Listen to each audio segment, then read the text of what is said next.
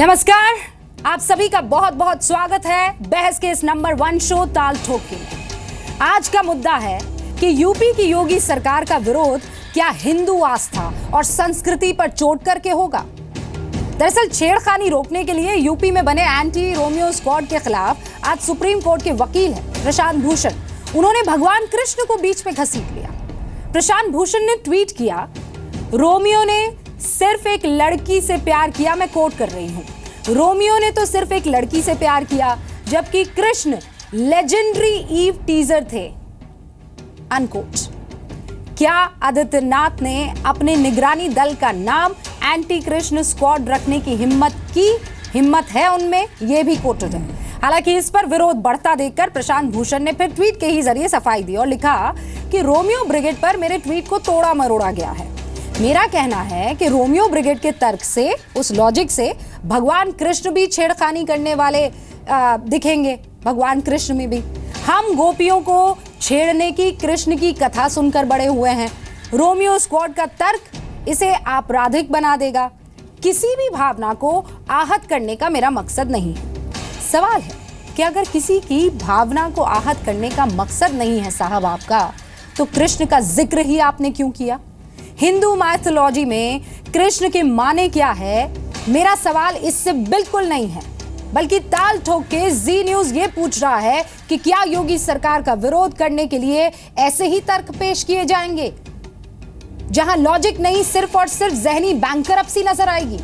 सवाल सिर्फ anti Romeo squad का नहीं है। अवैध बूचड़खानों पर कार्रवाई हो, पहले की अखिलेश सरकार के कुछ कामों पर जांच के आदेश हो, कुछ अफसरों की ट्रांसफर या पोस्टिंग हो, हर एक डिसीजन, हर एक फैसले पर विपक्ष सवाल उठा रहा है। सवाल यह है कि जिस सरकार को सिर्फ 2 हफ्ते हुए हैं साहब, 2 हफ्ते, उसे कटघरे में खड़ा करना क्या सिर्फ राजनीति नहीं है? सवाल यह भी है कि योगी सरकार ने यूपी में बदलाव का वादा किया है, लेकिन यूपी में बदलाव होगा या सिर्फ टकराव होगा? खास मेहमान जुड़ गए हैं, लेकिन उससे पहले कि मैं आपका तारुफ उनसे करवाऊं, ये रिपोर्ट आप देख लीजिए।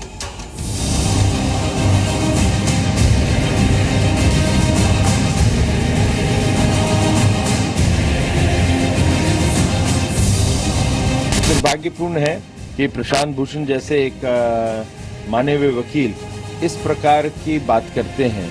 हो सकता है उन्होंने रोमियो जूलियट या शेक्सपियर की किताबें ज़्यादा पढ़ी हैं और उन्होंने महाभारत और गीता नहीं पढ़ी है। तो शायद वो पढ़ लेंगे तो उनको भी पता चल जाएगा कि महाभारत हो या गीता, उसका भी संदेश यही है कि महिलाओं की सुरक्षा होनी। उन्होंने दार्शनिक अंदाज में अपनी बातें कही हैं, लेकिन मौसम बहुत गर्म है, लू चल रही है, लोगों को बचना चाहिए। रात चलते हुए नौजवानों पर सहमति के साथ बैठी भी कोई 2 युवक और युवती है, रात चल रहे हैं, आपसी सहमति से बातचीत कर रहे हैं, उनको कतई न छेड़ा जाए। मैं कहता हूँ सिपाहियों को सस्पेंड करने से क्या फायदा है? उनके ऊपर तो बहुत सारे लोग बैठे थे। तो मैं तो ये कहता हूँ इस बात को कि पहले गवर्नर साहब ने भी एक बार उठाया था सवाल कि एक ही जात के लोग सब बैठे हैं, अब तो सरकार हमारी नहीं है और एक ही जाति के लोग सस्पेंड हो रहे हैं। कुछ सिपाही ऐसे भी लोग हैं जो आंखों से बता दे रहे हैं कि रोमियो कौन है। नेशनल ग्रीन ट्रिब्यूनल ने कहा है कि अवैध बूचड़खानों को हटाओ, मानक के अनुसार जो लाइसेंस लिए हैं उनका पालन कर रहे हैं, सरकार उनको नहीं छेड़ेगी। लेकिन अवैध रूप से गंदगी फैला रहे हैं, जन स्वास्थ्य के साथ खिलवाड़ कर रहे हैं, उनको एक प्रक्रिया के तहत हटाइए। हमें एक दूसरे की आस्था की इज्जत करनी चाहिए। प्रशांत अगर कृष्ण को नहीं मानते, इसका मतलब ये नहीं है कि देश के लोगों की आस्था है और आप उसको इस तरीके से मजाक उड़ाएं। योगी को क्रिटिसाइज कीजिए। हम ईमानदारी के साथ अपना काम कर रहे हैं। सबका साथ सबका विकास के प्रेरणा को जो माननीय प्रधानमंत्री जी देते हैं, उसी को लेकर के योगी जी आगे बढ़ रहे हैं।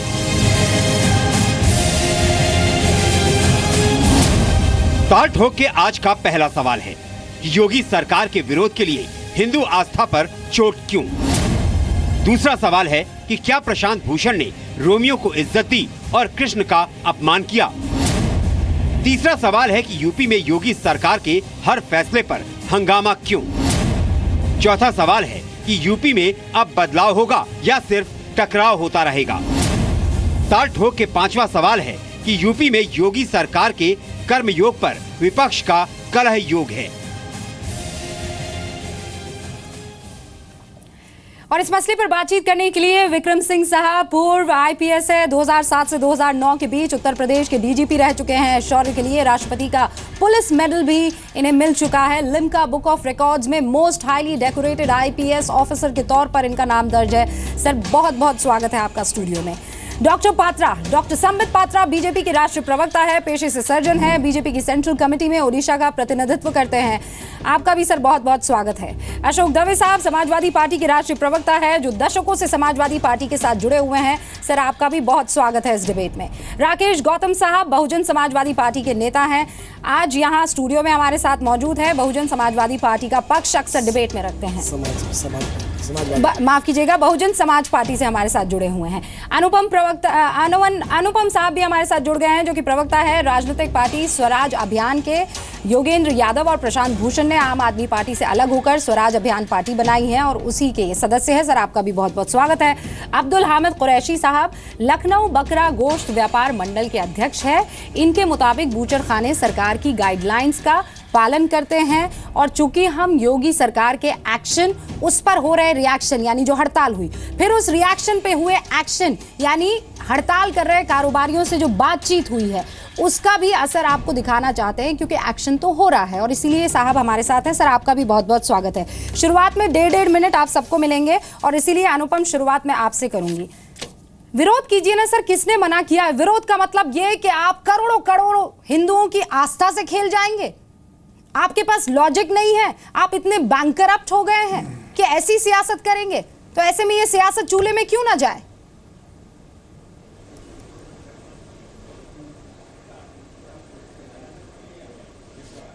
जी, आपका सवाल है ये? बेशक।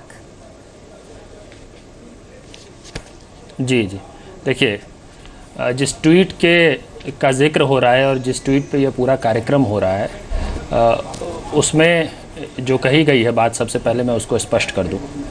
उसमें यह कहा गया है कि जो उत्तर प्रदेश सरकार ने एंटी रोमियो स्क्वाड बनाया है, जो अपने पोल प्रॉमिस को पूरा करते हुए पिछले 8 लगातार आपके चैनल पे भी और कई चैनलों पे उसकी रिपोर्टिंग हो रही है कि किस तरह से वो एंटी रोमियो स्क्वाड काम कर रहा है, क्या तौर तरीके हैं उसके काम करने के, किस तरह से महिला पुरुष के हर संबंध पे सवाल उठाए जा रहे हैं, किस तरह से भाई बहन भी कहीं बैठे हुए उसको भी खड़ा करके मुर्गा बनाया जा रहा है, उनकी भी पिटाई हो रही है, उनको भी जेल ले जा, कई तरह की बातें। और मीडिया ने बहुत यूनानिमस ढंग से उस पर रिपोर्टिंग की है और उसकी खामियों को उजागर भी किया है।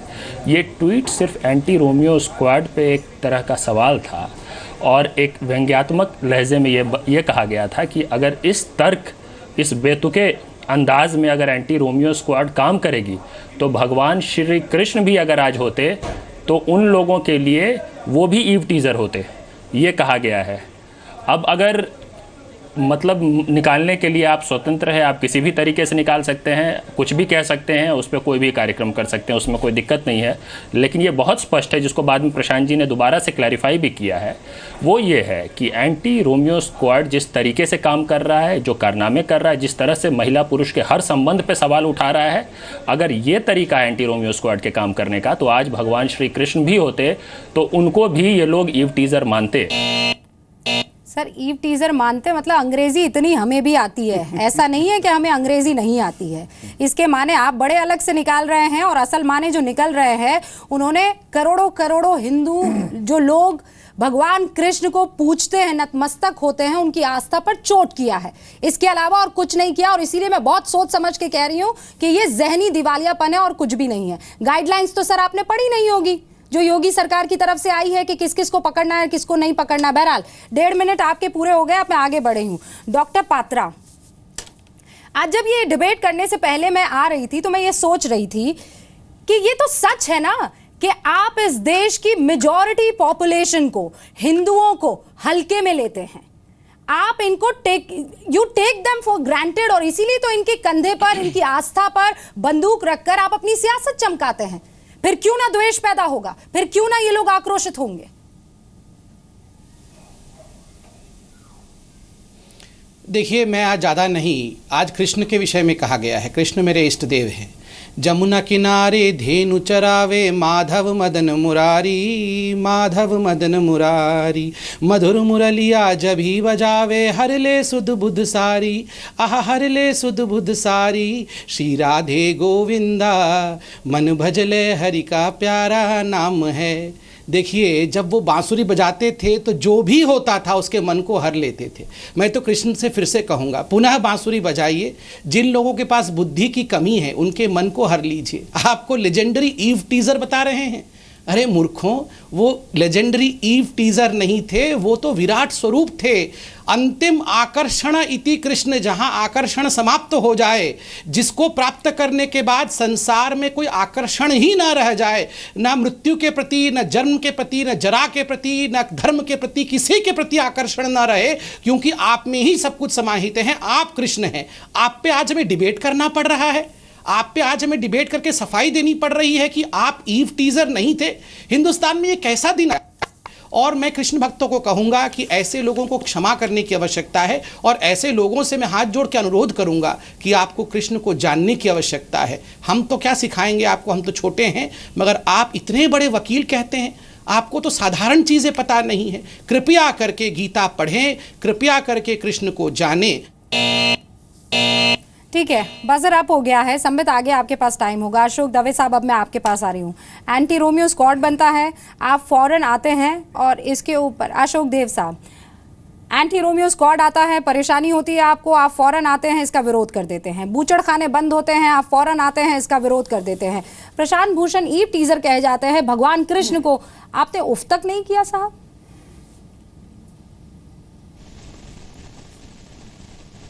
रूबिका जी, सबसे पहले मैं बता दूं कि समाजवादी पार्टी गीता का सम्मान करती है, कृष्ण का सम्मान करती है। और देखिए, उस किसी भी व्यक्ति का विरोध करती है जो धर्म का राजनीति में सम्मिश्रण करते हैं। समाजवादी पार्टी धर्म का और हमारे जो भगवान श्री कृष्ण उनका राजनीति में सम्मिश्रण तो करती है, लेकिन सकारात्मक प्रभाव के साथ। हम नकारात्मक प्रभाव को हम राजनीति में नहीं लाते, क्योंकि ये जो पार्टियां हैं वो धर्म या किसी भगवान के नकारात्मक प्रभाव को राजनीति में ला करके ही सांप्रदायिकता फैलाते हैं। हम इसका विरोध करते हैं। रह गई बात एंटी रोमियो दल की, तो देखिए, एंटी रोमियो दल की बात हम विरोध इसलिए करते हैं कि जब पीछे 5 साल सरकार थी तो तत्कालीन मुख्यमंत्री माननीय श्री अखिलेश यादव जी ने 1090 चलाया था। उसमें महिलाओं की सुरक्षा का काम देखा जाता था और उनकी पहचान गोपनीय रखी जाती थी। जबकि आज जो एंटी रोमियो दल चल रहा है, इसमें पहचान सार्वजनिक किया जा रहा है, उनको थाने में बैठाया जा रहा है, भाई बहनों को बुला करके उठा बैठक कराया जा रहा है, उनको अपमानित किया जा रहा है और धन की उगाही की जा रही है। हम इस बात के लिए इनका विरोध कर रहे हैं। रह गई बात, हम ये कहना चाहते हैं भारतीय जनता पार्टी के लोगों से कि आप जो है कम से कम जो वादा किए हैं पीछे चुनाव के दौर, खासतौर से जो छात्र इंतजार कर रहे हैं, आज उत्तर प्रदेश में 17 लाख छात्रों की छात्रवृत्ति रुकी हुई है, जबकि समाजवादी पार्टी में माननीय मुख्यमंत्री जी ने निःशुल्क शिक्षा दिया था महिलाओं को, छात्रों को। आज बजट नहीं है, आप पता करिए 17 लाख बच्चों को कहां से छात्रवृत्ति दी जाएगी, उसका ध्यान ये नहीं दे रहे हैं। आज ये एंटी रोमियो दल पे बूचड़खाने की बात आप कर रहे हैं। सर, वहां तक तो पहुंचने का मौका आपके पास आया नहीं, आगे आपके पास पूरा मौका होगा। मैं ये कह रही हूं कि आप विरोध कीजिए ना, लेकिन जहां विरोध की वाकई सख्त जरूरत होती है वहां पर आप 2 लाइन में अपनी बात खत्म कर देते हैं। भगवान कृष्ण को रोमियो से कंपेयर कर जाते हैं प्रशांत भूषण, आपको इसकी फिक्र तक नहीं होती है। रोमियो से कंपेयर नहीं करते, रोमियो को बेहतर बता जाते हैं, आपको उसकी बिल्कुल फिक्र नहीं होती है। आपको अपनी सियासत चमकानी होती है और इसीलिए आपको हर चीज में गलती नजर आ रही होती है। 1090 की आप बात कर रहे हैं सर, वो यहां पर बैठे हुए हैं, विक्रम जी बता देंगे आपको। फोन करते करते लड़कियां थक जाती थी, फोन नहीं उठता था सर, और आप बात कर रहे हैं हमने बहुत कुछ कर लिया। जिस पर सवाल हो रहे हैं और जिसका जवाब चाहते हैं हम, उस पर तो बात कह दीजिए। 1.5 मिनट आपने सिर्फ सियासत में गवा दिए। बहरहाल मैं आऊंगी आगे भी आपके पास। राकेश गौतम साहब जी, बूचड़खानों पर बहन जी आती हैं, प्रेस कॉन्फ्रेंस करती हैं जी, और ये कहती है वक्त आने पर हम जवाब देंगे। अभी भी हम वक्त आने का इंतजार करें? श्री कृष्ण पर इतनी बड़ी उन्होंने टिप्पणी कर दी प्रशांत भूषण ने, अभी बहन जी वक्त लेंगे और फिर आएंगे? देखिए, मैं बताऊं, मुझे नहीं मालूम बहन जी ने अभी इस पे कोई स्टेटमेंट क्यों नहीं दिया। बहुजन समाज पार्टी किसी भी धर्म और धर्म से जुड़े हुए लोगों का किसी कोई अनादर नहीं करती, और ना धर्म की कभी कोई बात आती है बहुजन समाज पार्टी में। हमारी पार्टी की नेता ने सभी धर्मों का सम्मान किया है और इसी वजह से सर्वजन हिताय और सर्वजन सुखाय के नारे पर हमारी पार्टी बराबर चल रही है। प्रशांत भूषण जी का जो स्टेटमेंट आया है रोमियो से भगवान कृष्ण की जिस तरह से उन्होंने जोड़ने की कोशिश की है, ये टीवी पर मात्र एक छाने के लिए एक स्टेटमेंट दिया गया, गंदी मानसिकता है और हम इसकी भर्त्सना करते हैं। बिल्कुल गंदी ऐसा इन्होंने जो किया है वो बिल्कुल गलत है। बूचड़ खाने या इस तरह के मामले में बहन जी ने जो किया है, बहन जी का अपना एक अलग नज़रिया है। अभी पार्टी चूँकि चुनाव में हमारी हार हुई है उसकी वजह से समीक्षा चल रही है और समीक्षा के बाद जो रिजल्ट आएगा वो बहन जी आप सबके सामने आएंगे। मतलब बूचड़ खाने पर तो अचानक उनका रोष उजागर हो जाता है, वो एक सेकंड नहीं लगाती है और यहाँ भगवान कृष्ण के लिए वो इंतजार कर रही है। सर यही बात तो हम बार बार कह रहे हैं कि आप यहाँ की मेजॉरिटी को इतना हल्के में क्यों ले जाते हैं। आप सियासत सिर्फ एक पक्ष की करते रहते हैं और दूसरा पक्ष सिर्फ और सिर्फ भोगता रहता है, वो कहीं ना कहीं परेशान होता रहता है। विक्रम जी, मैं इस मसले पर थोड़ा डिफरेंट एंगल में आपसे सवाल पूछना चाहती हूँ। आप तो पुलिस के साथ सर बहुत अरसे से इसके अभिन्न अंग रहे हैं। ये पुलिस की जो कार्रवाई हो रही है सर, ऐसा तो है नहीं कि ये सामाजिक ठेकेदार है जो पहुंच गए वहां पर पुलिसिंग करने के लिए। ये तो बकायदा एक पुलिस का विंग है, एंटी रोमियो स्क्वाड, और कहते हैं कि आप जड़ से खत्म कर दो, रेप जैसी चीज हो ना उसके लिए पहले से ही सामने वाले को पकड़ के रख दो। यही चीज हो रही है। इस एक्शन पर विपक्षी कुछ भी कह रहे हैं, वो जलन की वजह से तो नहीं कह रहे हैं। आपने बिल्कुल सही चीज पर आपने उंगली रखी है रूबिका जी। इसकी अभूतपूर्व सफलता को लेकर के लोग उद्वेलित हैं और उस उत्तेजना में ऐसी बातें कर रहे हैं। Operation Gibraltar, operation sea land, operation black thunder, operation knockdown, इसका कि ये मतलब नहीं है। वो तो एक एक्रोनिम होता है कि केवल ऑपरेशन की गोपनीयता बनाने के लिए। सबसे पहले ये ऑपरेशन सन 93 में यहीं मेरठ रेंज में मैंने ऑपरेशन मजनू के नाम से चलाया, तो उसकी समीक्षा आप कर लें कि ऑपरेशन मजनू, बीबीसी ने उसको ऑपरेशन मंजू के नाम से प्रचार प्रसार किया। उद्देश्य को देखे, उद्देश्य की अभूतपूर्व सफलता को देख करके आपने क्लेम किया 1090। मुझे कहने में कोई संकोच नहीं कि हमारी जो बच्चियां महिला ऑफिसर्स बैठती थी उन तक से छेड़खानी होती थी 1090 में, हम उसको तक तो रोक नहीं पाए और हम दावा कर रहे हैं कि प्रदेश में बैठी हुई महिलाओं की हम सुरक्षा दे रहे हैं। कुछ अच्छे प्रयोग जरूर हुए होंगे, लेकिन हमारी बच्चियों के साथ जो 1090 में बैठती थी उनके साथ तक छेड़खानी हुई है। उसके बारे में हमने क्या कार्रवाई की है? भज गोविंदम मूढ़ मते, ये शंकराचार्य का एक भज गोविंदम करके 16 स्टैंजास का यह है कि जो जिन्होंने अद्वैत वेदांत पे जीवन उतार दिया, उनका अंतिम जो कृति थी जगत गुरु शंकराचार्य की भज गोविंदम, उनकी नज़र में अगर भगवान कृष्ण की ये एक विराट रूप था, तो मैं प्रशांत जी से ये कहूँगा कि शायद उनके दिमागी दिवालियेपन की वजह से शायद उनके द्वारा ये अपकृत्य इसलिए किया गया है कि सस्ती लोकप्रियता और पब्लिसिटी मिल जाए। उनके लिए केवल 2 लाइनें, एक ही कदम उठाता गलत राह शौक पर और जिंदगी तमाम उम्र मुझको ढूंढती रहे। अनुपम जी, अब मैं आपके पास आ रही हूँ। मुझे ये बताइए कि क्या प्रशांत भूषण ये हिम्मत कर पाते, वो चैलेंज कर रहे हैं ना योगी आदित्यनाथ को, क्या वो ये हिम्मत कर पाते कि किसी और धर्म के भगवान को छोड़िए उसके शहंशाह, राजा या उसके किंग का ही जिक्र कर देते? वो कर सकते थे ये हिम्मत? देखिए, अगर सवाल प्रशांत भूषण की है, प्रशांत जी की है, तो प्रशांत जी ने जब जब मौका मिला है तब तब धर्म के जितने भी ठेकेदार रहे हैं उन सब को कटघरे में खड़ा किया है, उन सब पे सवाल किया है। वो चाहे अलीगढ़ मुस्लिम यूनिवर्सिटी के माइनॉरिटी स्टेटस की बात हो, उन्होंने कहा कि माइनॉरिटी स्टेटस नहीं होना चाहिए। यूनिफॉर्म सिविल की कोड की बात हो, उन्होंने कहा कि यूनिफॉर्म सिविल कोड होना चाहिए। अकाली दल पार्टी के रजिस्ट्रेशन की बात, आप मेरी बात सुनिए ना, आपने सीधे धर्म पर चोट की है। आपका सवाल क्या है? 1 मिनट।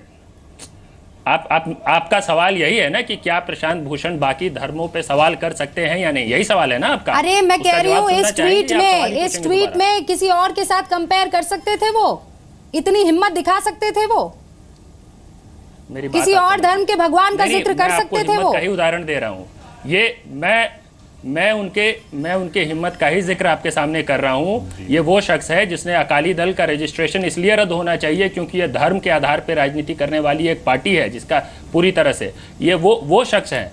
ये हर वक्त धर्म के ठेकेदार जितने भी रही हैं उन सबको आपत्ति रही है प्रशांत भूषण से, आज भी है आपत्ति। और जहां तक ये आसान शब्दों में रिफ्रेम करती हूं, मेरा सवाल है ना, आप या तो समझना नहीं चाह रहे हैं या समझ नहीं पा रहे हैं।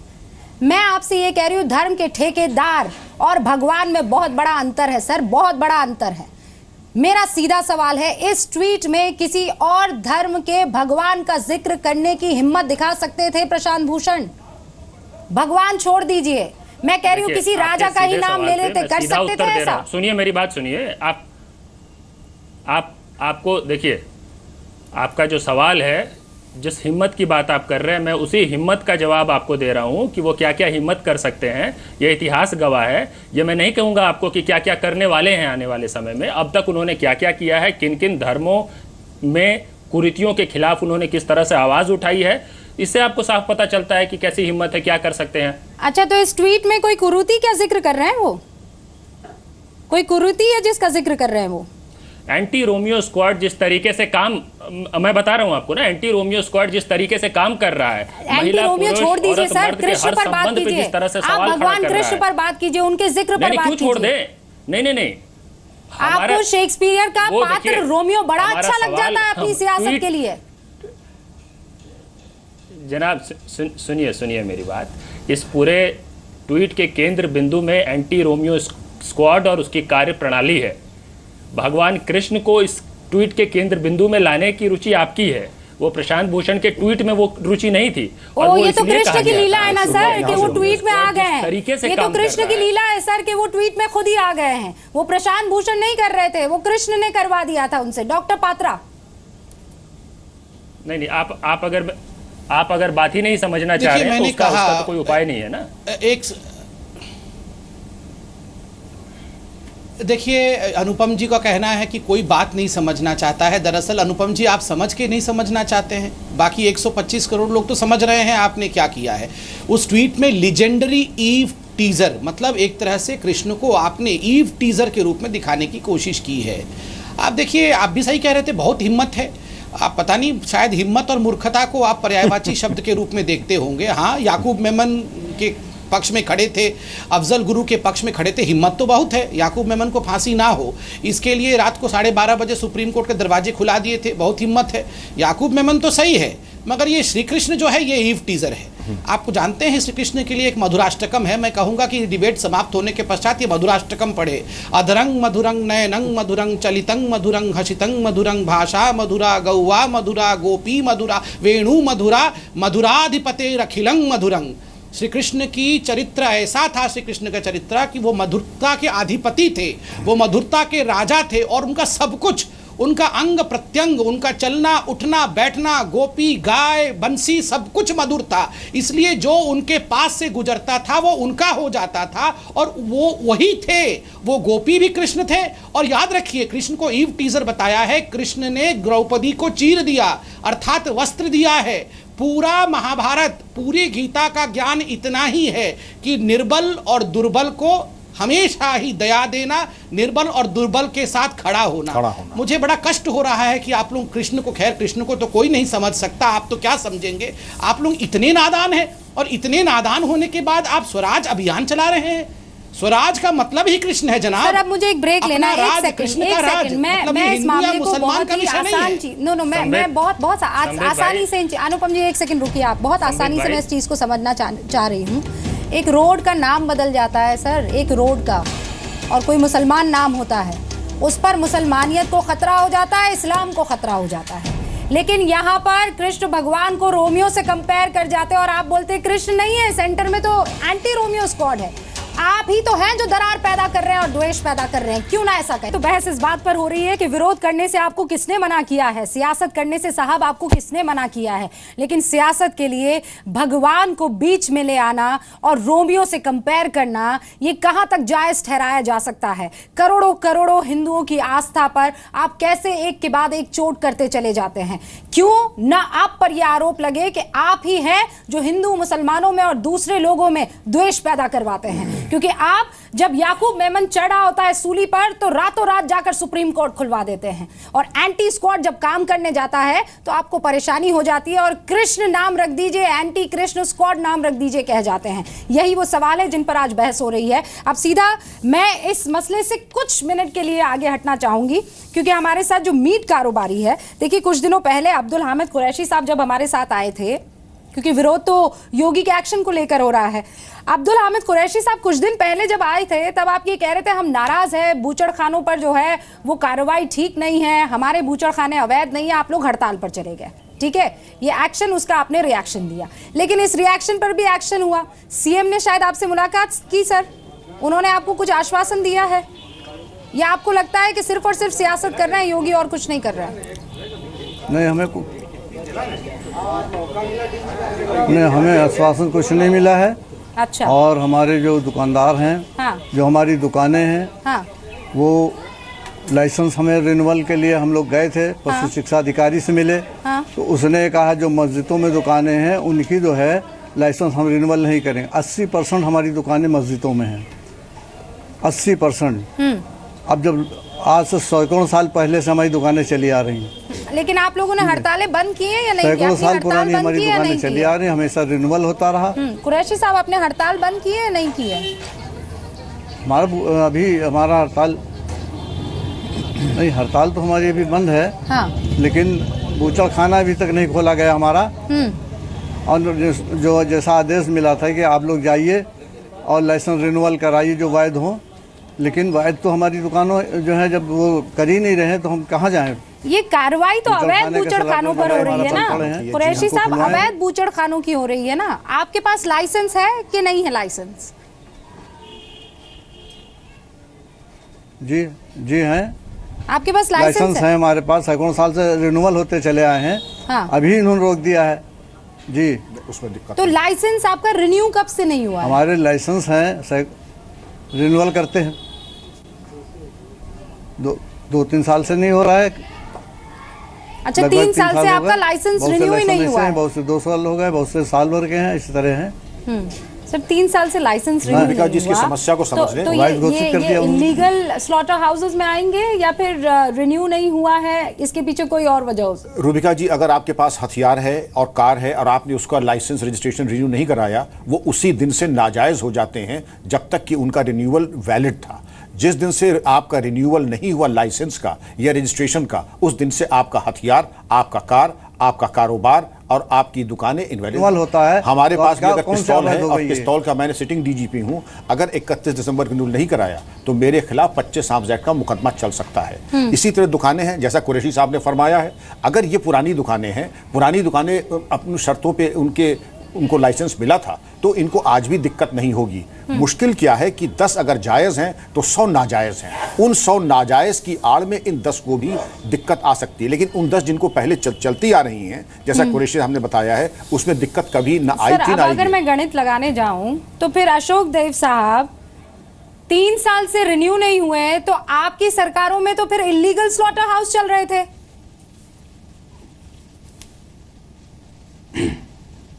लियाकत जी, 1 मिनट टाइम दीजिए, आपको पूरी बात बता दे रहा हूँ। 2 मिनट दे रही हूँ सर। पहले चीज तो ये, अभी डीजीपी साहब कह रहे थे कि 1090 में छेड़खानी होता था।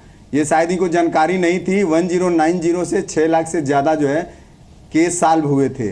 रह गई बात, मैं इन्हीं के माध्यम से पूछना चाह रहा हूँ कि जो बीजेपी की सरकार महिलाओं की सुरक्षा की बात करती थी, आज स्मृति ईरानी जो मंत्री हैं वो दिल्ली में सुरक्षित नहीं है। कल का हादसा पता है आपको। और यहाँ पे लखनऊ में एक बीजेपी एमएलए की भांजी एमएलए से ही सुरक्षित नहीं है, तो कहाँ लॉ एंड ऑर्डर है उत्तर प्रदेश में? अच्छा, भारतीय जनता पार्टी का लॉ एंड ऑर्डर दिल्ली में। देखिए, इस तरह से आरोप नहीं लगाना चाहिए। जो सही है वो सही कहिए, जो गलत है गलत करिए। आज भी थानों में छेड़छाड़ हो रहा है लड़कियों के फोटो से। रह गई बात आप जो कह रही थी बूचड़ खानों से, देखिए हाईकोर्ट ने भी पूछा, उत्तर प्रदेश सरकार से हाईकोर्ट ने पूछा कि आप किसके ऑर्डर से आपने ये मीट की दुकान, अंडे की दुकान, बूचड़ खाने बंद किए हैं? तो क्या जवाब दिया मंत्री जी ने? नहीं, बंद नहीं किया गया है, इनके रिन्यूअल की बात है। आप बताइए, रिन्यूअल हर साल में होता है, हर 1 साल में रिन्यूअल कराया जाता है। पीछे रिन्यूअल जो है 15 लास्ट में या 16 से नहीं हो पाया, क्योंकि रिन्यूअल का जब समय हुआ तो नगर निगम के कर्मचारी चुनाव में चले गए और भी उनके काम जो है चुनाव आयोग से आ गया। मतलब मैं खाना बनाने में बिजी हो जाऊं तो बुलेटिन ना करूं, बुलेटिन करने में बिजी हो जाऊं तो मैं दूसरी चीजों में ध्यान ना दूं। कैसी बातें कर रहे हैं आप? एक बात तो सुन लीजिए, एक बात जो काम है वो तो एक बात सुन लीजिए। अरे विक्रम सिंह जी ये कह रहे थे कि जब हथियार का रिन्यूअल नहीं होता है तो क्या तत्काल आप जब्त कर लेते हैं हथियार? उसमें समय दिया जाता है? कितना आपने समय? तत्काल बंद करने आपने का 3 आदेश साल क्यों समय दे दिया? समय क्यों नहीं दिया? मैं इसका उत्तर देता हूं। आप समय दे, आप 10 दिन से सरकार में आए, समय क्यों नहीं दिए आप? समय अरे आपको देना सर, चाहिए आपने था। तो 3 आप साल ऐसे का समय हर दे डिपार्टमेंट में दिया जाइए, ना, तो बहुत उस पर renewal काम नहीं हुए किया हैं। ना, समय आपने दिया जाता है कि रिन्यूअल नहीं दिया करवाया। जाता है? आपने आप तो तो उन लोगों भेदभाव को के कहीं का तरीके नहीं से काम छोड़ा। कर रहे हैं। डॉक्टर पात्रा, रिन्यूअल करवा रहे हैं या आप इन आप दुकानों पता को खत्म करिए, कर रहे हैं? 15 तक रिन्यूअल हुआ है, 15 के बाद रिन्यूअल नहीं हुआ है। सर, 16 हमारे में साथ 16 में मीट रिन्यूअल इनको कारोबारी कराना बैठे हैं। चाहिए। कुरैशी साहब, नगर निगम के जुबान में आपसे कर्मचारी सवाल पूछ रही हूँ। नगर निगम के डॉक्टर कर्मचारी व्यस्त थे चुनाव में, जिसके वजह से नहीं किए। अब डॉक्टर इनकी पात्रा, जिम्मेदारी है, ये जो इनको इल्जाम समय आप पर देकर लगा रहे हैं, अशोक जी, ये तो बड़ी मोटी बेसिक अशोक बातें हैं। जी, अब ये जो चिल्ला के इल्जाम आप कोई पर लगा फायदा रहे नहीं हैं है। कि चिड़िया आप चुग बात गई रिन्यूअल खेत की कर है। रहे अब हैं। सुन लीजिए, आप बात रिन्यूअल की कर रहे हैं कोर्ट में और आप अशोक जी, जाकर अभी- सील कर रहे हैं। डॉक्टर हाँ, पात्रा, मैं इसका सबका जवाब उत्तर दे दीजिए। रहा हूं। हाँ। नहीं, मैं इसका पूरा स्ट्रक्चरल जवाब दे देता हूं। देखिए, 2 केसेस के आधार पर ये सब हुआ है। 2012 में सुप्रीम कोर्ट का एक केस था और 2014 में एनजीटी का केस। जब ये केस के नतीजे आए तो अखिलेश यादव गवर्नमेंट, चूंकि कोर्ट ने अखिलेश यादव गवर्नमेंट को निर्देश दिए थे, तो 30 जून 2014 को अखिलेश यादव सरकार ने ही एक नोटिस निकाला कि इन लोगों के जो लाइसेंस है ये रिन्यू करना बंद कर दीजिए, क्योंकि कोर्ट के आदेश है। तब से लाइसेंस रिन्यू करना बंद कर दिया गया। ठीक है, मगर अपीजमेंट के कारण इन्होंने कहा दुकान चलाते रहिए, भले ही कोर्ट का ऑर्डर हो। हमने बड़ा स्पष्ट कहा कि जो कोर्ट ने कहा है अक्षरशः पालन करना होगा। उसके लिए हमने 2 चीजें की। कोर्ट के अनुसार जो आदेश था, कोर्ट ने 14 बिंदु रखे। आपने चुनाव में क्या कहा था कि पूरा बूचड़ खाने बंद कर देंगे? आपने चुनाव में क्या कहा था? चुनाव की बात तो भूल गए। प्लीज मत चिल्लाइए। अब चिल्ला के सब खत्म हो गया है, कोई फायदा नहीं है। चिल्ला नहीं रहे हैं, चिल्ला नहीं रहे, आपको याद दिला रहे हैं कि चुनाव में आपने क्या कहा था। चुनाव में क्या कहा था, ये याद दिला रहा हूं आपको। नहीं, सब पता है ना। चुनाव में सब मत याद दिलाइए, खुद याद करिए कि आप लोगों ने 5 साल क्या किया। एक सेकंड डॉक्टर पात्रा, 24 पॉइंट्स मैं समझा रहा हूं, मैं समझाना चाहता हूं कुरैशी साहब को, ताकि उनको कोई परेशानी ना हो। को लेकर हजारों लोग ये सुन रहे हैं। समझ में आ रहा है मुझे, ठीक है, बूचड़खानों को लेकर मुझे ये दर्द समझ में आ रहा है, लेकिन ये दर्द जब प्रशांत भूषण किसी की आस्था को चोट पहुंचा रहे होते, चकनाचूर कर रहे होते, तब क्यों नहीं दिखता है सर? ये सियासत आप इतना सेलेक्टिव क्यों रखते हैं?